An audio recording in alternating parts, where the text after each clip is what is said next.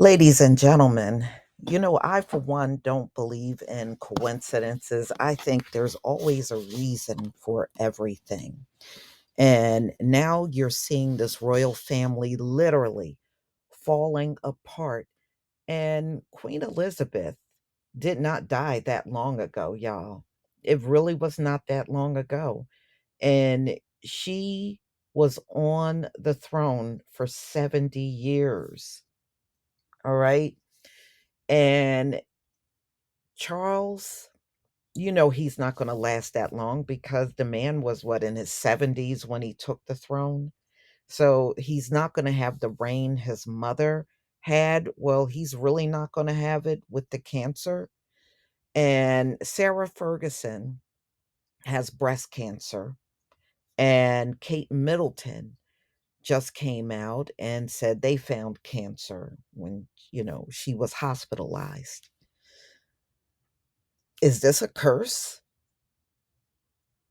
Some people would say it is because everything has been going wrong for this royal family. And then you have Harry and Meghan over in America split off from the family. And it just seems like it has gone downhill for them. And I don't believe this is a coincidence. So let's get into the story.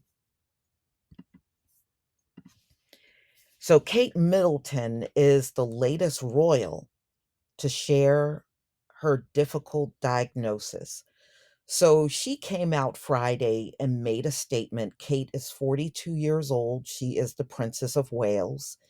She announced that she is going through chemotherapy right now after being diagnosed with cancer. And I knew something serious had to be wrong because they said they had to put her in a drug induced coma. They don't do that for no routine thing, it had to be something serious. So she was diagnosed when they did abdominal surgery on her back in January. And she ended up in the hospital for 13 days before returning back home. So, she is still recovering and everything. And people were wondering where she was. I did see that all in the news. Where is Kate? What's going on? So they said the surgery she had was a success. She is saying they found the cancer and it was in its early stage. So who knows? But she's going through the chemotherapy according to her video message. So she's not the only one, y'all, diagnosed. Many of you already know that King Charles also announced that he had an enlarged prostate and he was treated for that, and he also has cancer. Kate and King Charles were really in the hospital around the same time. Now, King Charles went into the hospital on January 29th. And 1 week later, Buckingham Palace had announced that he had cancer. And his cancer was announced during this prostate procedure that he had. Now, he's also going through chemo, from what I understand. He did inform, Harry, who's over here in the US, and Harry went back for a brief visit with his father. Now, I don't know what's going on there, but I have seen some recent reports that King Charles wants Harry to come back to the UK to live. He wants him back.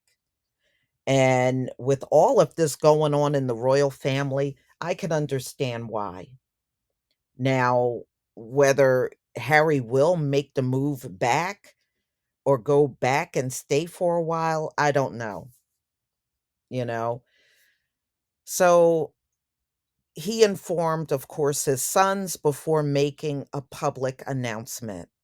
Also in January, Sarah Ferguson. Now, don't you find this odd that all of these royals found their cancer in January? King Charles, Kate, and Sarah Ferguson, all in January? So, a representative for Sarah Ferguson, the Duchess of York, she's 64 years old. She shared that she was diagnosed with skin cancer. Following her diagnosis, she had an early form of breast cancer. So, she had a malignant melanoma, according to the statement that came out about Sarah Ferguson. According to the spokesperson, she had several moles removed, and it was analyzed by a dermatologist, and she is undergoing reconstructive surgery following her mastectomy. So subsequently, one of the moles was cancerous, according to what it's saying here. So the Duchess, she is thanking the medical community for their support and, everybody that helped work on her condition. She believes her experience underlies the importance of checking the size, shape, and color and texture of new moles as a sign of melanoma.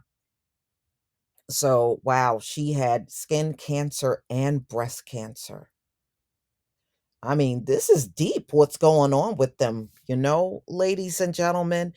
I mean, we can't lose sight of the fact that this royal family got a treacherous history, you know, and it's not going to be good when you have that kind of history. It's not going to be good for you, no matter how bad it looks now, y'all.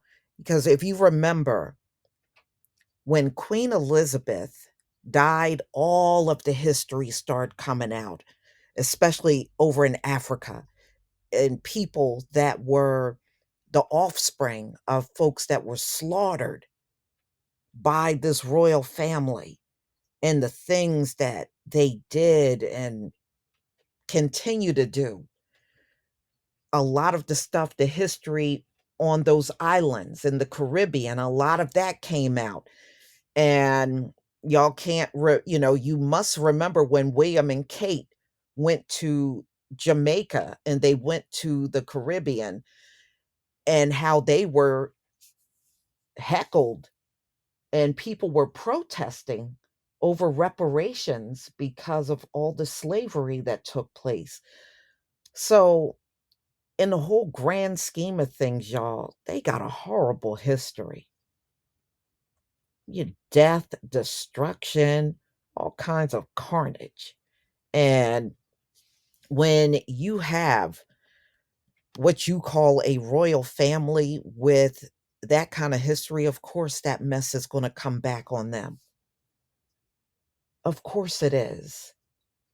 You know, one thing about Queen Elizabeth, at least when she was alive, the family was somewhat together. Now, Harry and Meghan did leave before she passed on, but it seems like from that point on, I don't know. Maybe there shouldn't be a monarchy. I don't know what you need a royal family for in this day and age. I mean, seriously. I think each country can run themselves. I don't think they need a monarchy to run them. And it's not like the places where the queen was head of state were doing well. These places are really not doing well at all and never have. So, y'all, please tell me what you think about this story. I really think this is a sign that maybe they should let all of this royalty and monarchy and all this stuff go. Maybe this is a sign that this should be the end. Please leave your comment and subscribe. Don't forget to hit on the notification bell, and I'll see you on the next video. Peace, family.